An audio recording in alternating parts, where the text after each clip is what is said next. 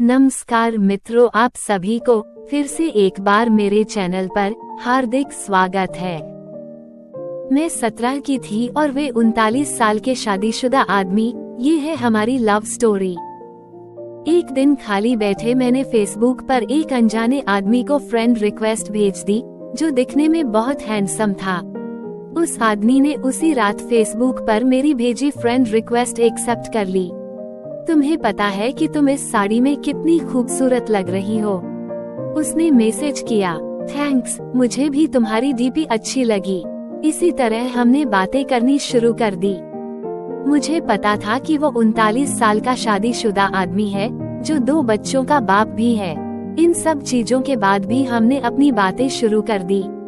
इतना ही नहीं, हमने अपना नंबर भी एक दूसरे के साथ बदल लिया। देखते ही देखते हम एक दूसरे के करीब आ गए और एक दूसरे के बेस्ट फ्रेंड बन गए। फेसबुक पर हम एक दूसरे के साथ बहुत ज्यादा बातें करने लगे और सोशल मीडिया पर ज्यादा से ज्यादा समय बिताने लगे। दूसरी ओर उस आदमी को लगने लगा कि हमारे करीब आने से, इतनी बातें करने से वो अपनी बीवी से दूर जा रहा है। वो अपने बच्चों के साथ दूसरे स्टेट में रहती थी।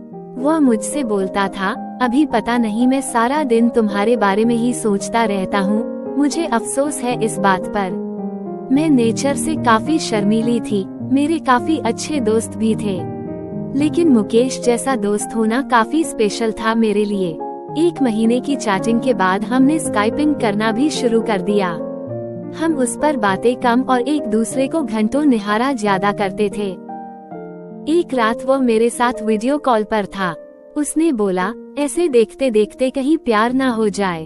खैर, अब हम रोज ही वीडियो कॉल करने लग गए। हम इतने पास आ चुके थे कि अब हम एक रियल कपल की तरह बिहेव करने लगे थे।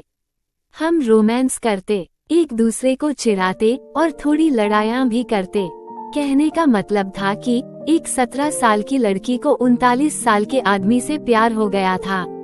जिस तरह से प्यार की कोई उम्र नहीं होती, उसी तरह से हम दोनों को भी अपना रिश्ता बिल्कुल गलत नहीं लगा। हमें नहीं लगा कि हमने कुछ गलत काम किया है। इसी दौरान इसकी बीवी और बच्चे इससे मिलने आए, पर वो फिर भी मुझसे बातें किया करता था। यहाँ तक कि वो अपनी बीवी के सामने भी मेरी कॉल उठा लेता था।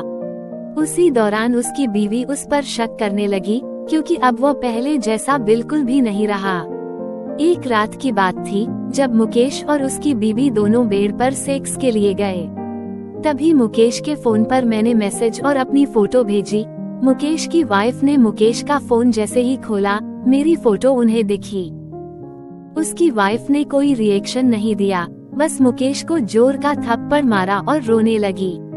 3 दिनों के बाद वो घर छोड़कर चली गई। मुझे उसकी वाइफ के लिए काफी बुरा लगा, इसलिए मैंने उससे कई दिनों तक बातचीत बंद कर दी।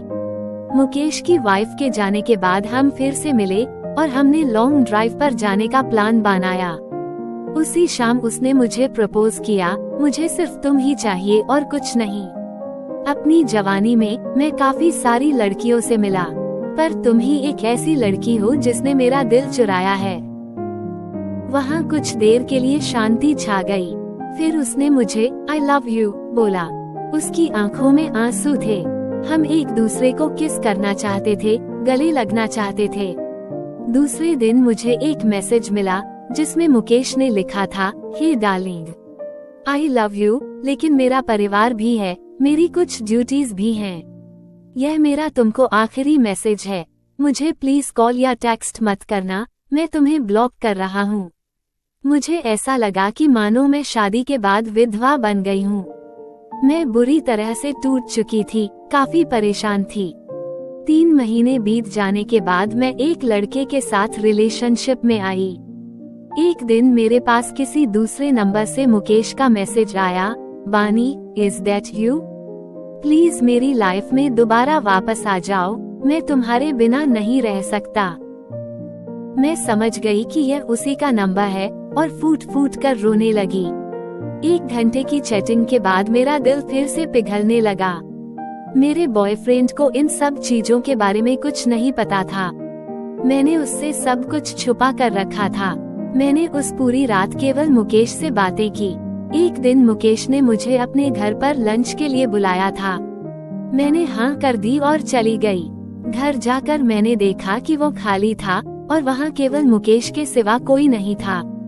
उसने मुझे अंदर बुलाकर फ्रेश होने के लिए बुलाया। उसने ढेर सारी बातें की और खाने की टेबल सजाई। मेरे लिए ये सब नया था, मैं केवल इधर उधर देख रही थी। तभी अचानक मैं जैसे ही पीछे मुड़ी, उसके होंठ मेरे होंठों पर थे। हम एक दूसरे को किस करने लगे। मैं भूल गई वो कौन है और मेरी उम्र कितनी है। वो पहला टाइम था जब मैं किसी के साथ सेक्स कर रही थी, वो भी ये जाने कि हमने प्रोटेक्शन ली है या नहीं। तभी मुझे दर्द का एहसास हुआ और मैंने अपनी वर्जिनिटी उसे दे दी, जिससे मैं बेहद प्यार करती थी। मैं उसी दर्द भरी हालत में घर वापस आ गई। दूसरे दिन मुझे काफी अच्छा महसूस हो रहा था।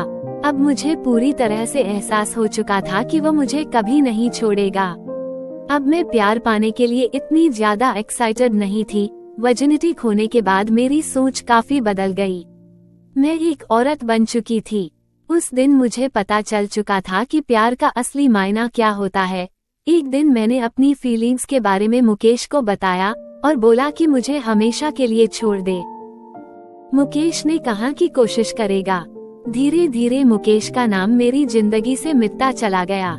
मैंने उसका नंबर डिलीट कर दिया और उसने भी मुझे ब्लॉक कर दिया। मैंने फिर उसे कभी ट्रेस करने की नहीं सोची, लेकिन उसकी यादें आज भी मुझे डराती हैं। मैं खुश थी कि मैं इस अजीब से लगने वाले रिश्ते से बाहर आ गई, लेकिन आज भी वो आदमी मेरा पहला प्यार रहेगा। मैं भगवान से दुआ मांगती हूँ कि मुझे जब भी कोई दे तो वो एकदम मुकेश की जैसा हो। कहानी सुनने के लिए धन्यवाद। मेरे चैनल को सपोर्ट और आगे बढ़ने में मदद करने के लिए चैनल को प्लीज सब्सक्राइब करें।